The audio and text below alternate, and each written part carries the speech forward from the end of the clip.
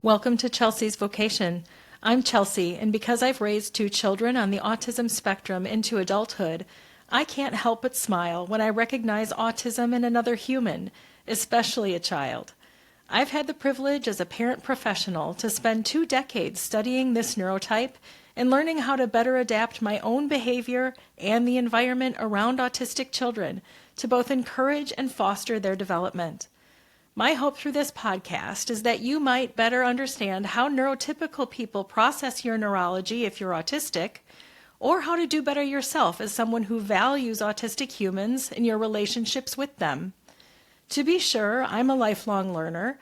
I expect us to learn lots of things from each other as we go along. But for these first 5 episodes, I'm going to let you know where I'm coming from.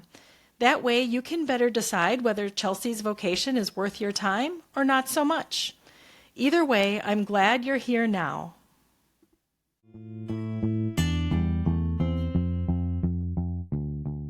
One of the first autism conferences I went to had a breakout session regarding the impact on a marriage of raising autistic children.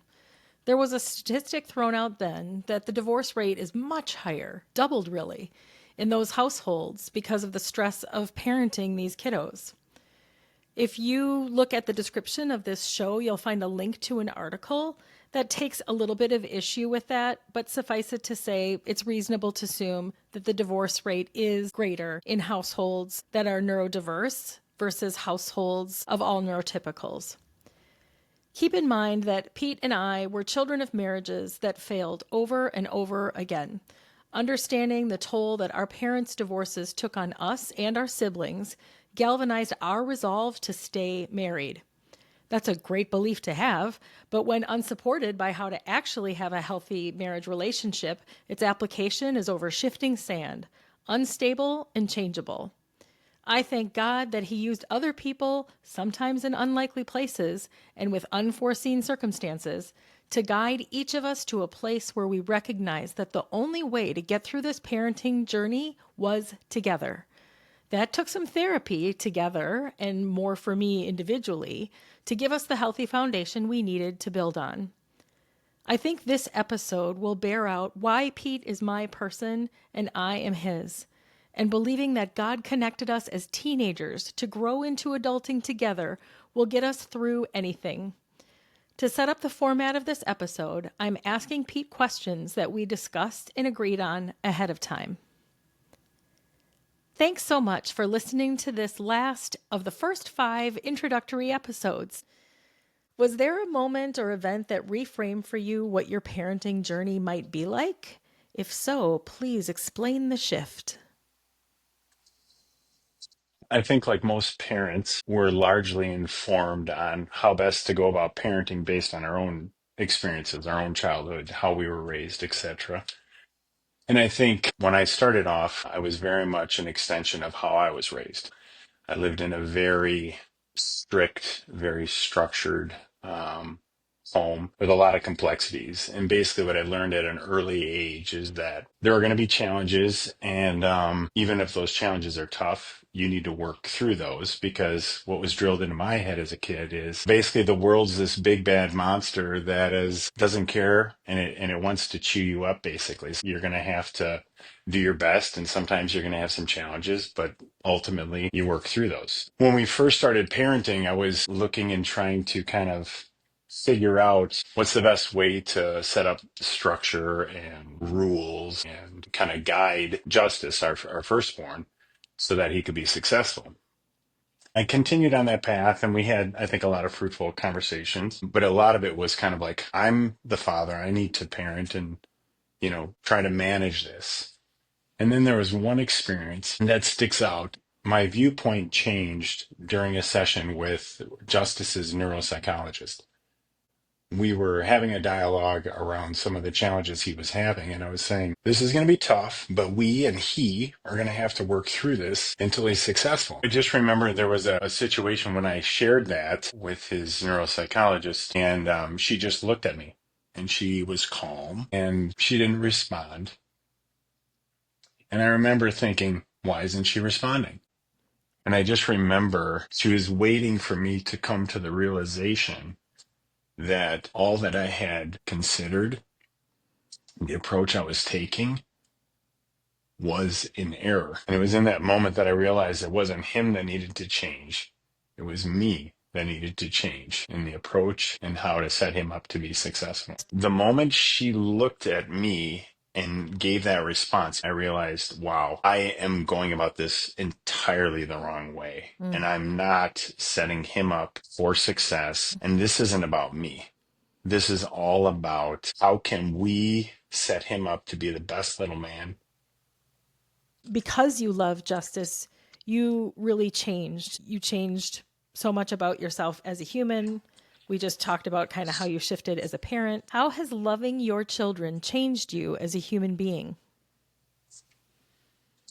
Like with most parents, I think that when you first have a child, you don't realize how much you can actually love another person. Basically, you have your partner, and it's not that I don't love my partner. I mean, I love my wife more than anything. And then you together have a child, and you see this child, and you think, wow, my wife, my life was basically in black and white before, and now we as a family are living in full color. It's actually arresting how much you can care for this human being instantly. Whatever it takes, they're always going to come first. And in terms of how loving my kids have changed me, as you can attest, Chell, I'm not a patient person. I'm pretty demanding of myself and others. What's unique about my situation, especially with my son, the dynamic we have is really pretty special. But one of the things that I've learned is that when I'm with him one on one, I can be incredibly patient. In those situations where he doesn't have the full tools, or he doesn't yet have the whole full tools, because every month, every year, he does expand his ability to manage things. And I'm super impressed with him because he's genuinely trying. When I'm in those situations and maybe he's responding in a way that isn't appropriate or is unreasonable, etc., if I don't accommodate that, if I'm not patient, if I'm not focused on how to help him be successful, I literally think to myself, I'm choosing to hurt my son because he doesn't have those tools. So that's my responsibility to address. What is most dear to you about your relationship with Noe? So first of all, I can say unequivocally, always the most courageous person I know. I've seen Noe put themselves in situations where they are stressed, they're uncomfortable, and yet they work through that. And I'm super proud and super impressed with that. Noe has always been a person that kind of pushes and pulls sometimes and pushes buttons. And yet I think it's really neat to connect with Noe, especially now. And I kind of feel like I've got a gateway to the cool kids because Noe will share music and we both love music. She's talented, I'm not, but we both can appreciate different genres of music and just spending time in the car, and she'll do those. It's just a special kind of one-on-one time. And I think this is where you and I, Chell, I think are so fortunate in that, the things that I'm good at, Noe and Just can get from me, and the things that you're good at, which is obviously a lot more, they can also get. It's just kind of neat in helping to see and to watch Noe, I think, a lot of times work through the fact that life isn't fair, right? And it's not fair for Noe, but it's also not fair for her brother. And a lot of times it was very difficult as Noe was growing up and kind of being in a second fiddle kind of position and having to struggle through that on top of all the other things that Noe was wrestling and managing. And I'm so impressed with where they're at now. It's awesome to have that connection, and I feel like each year it just keeps getting more candid and more direct and more unencumbered with anything other than just Noe sharing what's on her mind. I can tell you, as your partner and Noe's mom, it's been really neat to watch the growth in your relationship. I remember when the kids were little, I was a stay-at-home mom and I almost resented that you got to be good time parent, right? I'm home with them all day. I'm trying to do the consistent things, the disciplined things, and you come home and it's party time.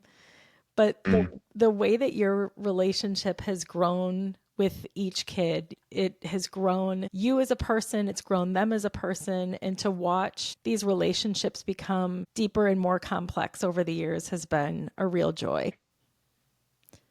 What is most dear to you about your relationship with Justice? I feel like I get him, and I think that there are so many things that he and I will do, like especially with humor. We can get into a dialogue about a part of a movie or, an experience that we've shared, and it's just like pure joy. It's really great. For those of you that haven't had a chance to connect with Justice, when he is in a good mood, I mean, he just lights up the room, and it's just like joy released. And it's really cool to be a part of. A lot of his interests, like Marvel or Star Wars or these things, we're a big movie family. Chelsea mentioned some of the ways in which he's kind of learned functional communication through movies. And so we have all of these common links. So a lot of times we'll go to a movie as a family. It's funny, Justice wants to pretty much go to all the movies. If it's an action movie, he'll say, "Look, Dad, we can go and watch that." And then if it's not anything I'm interested, I traditionally try to pawn it off on you, Chell, and sell it to him. But it's really cool to have that kind of that dynamic with him. Yeah, I've talked about Justice being a Gestalt language processor, but also a Gestalt learner in general. So when you and Justice getting into a movie talk kind of scene that he thinks is funny, to hear his belly laugh is probably just one of the best sounds in the world. If a dad approached you and he had a child who was recently diagnosed as being on the autism spectrum, what advice might you share with him? So I think the first thing to be mindful of is each one of these children are knit to be exactly who they were meant to be by God. And I think that when we hear this news that something is different than what we anticipated, there's a lot of ways to potentially process that, to push back, to deny, to push harder, to try to process this in a way in which you're effectively focused on yourself, and you're focused on the way in which maybe you envisioned or the way in which you planned something. And I think that that's ultimately not helpful. It's not helpful to the child. And ultimately, our responsibility is to help each one of these children to be the best that they can be. They can't be the best they can be if we're not there setting them up to be successful. I think what I should have been mindful of from jump and more receptive and maybe sensitive to is how are they processing certain things? If they're struggling with something, maybe I need to evaluate a different approach, or I need to seek feedback from others that give potentially other insights that can ultimately set them up to be the best they can be. Because that's really our responsibility, is to love these guys and support them and help them to be the best they can be. It's difficult because we have in our mind all these preconceived notions, and all of that shifted. The greatest pain for us was looking back at videos, knowing what we know now, not knowing then, things that we would do that would actually just send our kids into a meltdown. And it's almost like you watch the video and you just want to scream, no, don't do that. But if we're not available and we're not focused on how best to set up each of these guys to be successful, we're going to miss that. We're going to inadvertently hurt them. We're going to inadvertently make it harder for them.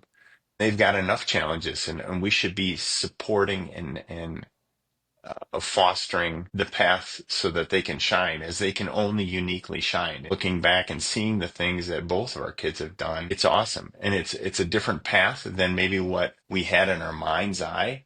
And yet there are so many genuine blessings through the process. The fact that today I can go downstairs and tell my son I love him, and he's going to tell me I know, and that's good. He maybe doesn't reciprocate, but it's not about me. The guy's amazing. And so is Noe. Just to see and to walk alongside them and try to help them be the best they can be. And I think the best way to do that is to listen and watch and seek to help them, and maybe put our preconceptions to the side. I'm going to give you kind of a part two to this question, Pete. I know we didn't really discuss it beforehand because I had like these four questions in mind, but given your answer about what you would say to this dad of a newly diagnosed kiddo on the autism spectrum, is there anything that you might say about being a partner in a marriage where there's neurospicy kids? I was still processing things, right? And I tried to gravitate towards the things I could control. I tried to gravitate towards places where I could be successful, spent more time at work. My job was demanding, so it was easy to kind of slip into that. And what I realized is that was the exact opposite of both what Justice needed and what you needed. You needed the support. You were in the trenches there and you were processing everything that I was processing, and yet you were firsthand involved. We talked about it and eventually came to the realization that I'm not helping. I need to do more and I need to be more involved and I need to not only get involved one on one and support Just firsthand, but also carve out time for one-on-one time with you and I so that, we could give you the break you needed, and also invest in our relationship so that we could do our collective best in supporting Joss and Noe, I think I was very blessed to come to that realization, and I appreciated your patience and grace during that season. Each year it has even gotten, I think, better in terms of carving out and making sure that we set aside time to invest in each other and our relationship so that we can, be the best. And I guess the advice is that everybody is struggling. I try to take the time to frame it through the child's eyes because they're dealing with so much more complexity and difficulty and challenges, especially up front, they're ill-equipped to manage. And so we really need to help support and provide them the path to being successful in the little things and helping them to grow and take on and manage those things as they can. I think you give me more credit for the early on part of the journey than I deserve because, full disclosure, when you weren't on the same page and I had in my mind a clear direction of what we needed to do for our kids, it was clear to me that that's not the direction that you were going in. And I'm like, well, you know what? Pete's a grown man. He will take care of himself. I need to be less of a wife to him right now and more of a mom to my kids. And I think we had to come back together at some point and realize this is a marathon. This is not a sprint. And this is a relay. Like we need someone to pass the baton back and forth to. And if we aren't tracking, if we're not running the same path, there is going to be no one to pass the baton to. So I think it's been really helpful to strengthen our marriage, to focus on the fact that we were partners before we were parents. And really at this point in our life, even though we're not empty nesters, we've gotten to a point where we can do stuff as a couple and not have to be concerned about our children's safety and well-being while we're off doing stuff on our own for a certain amount of time. So it's been nice to be able to reestablish a healthy relationship after therapy and counseling and to really make sure that we're aligned as partners aside from who we are as parents. If you're enjoying the podcast, I'd love for you to leave a rating or review on the platform where you're listening or watching and share it with someone you think could benefit.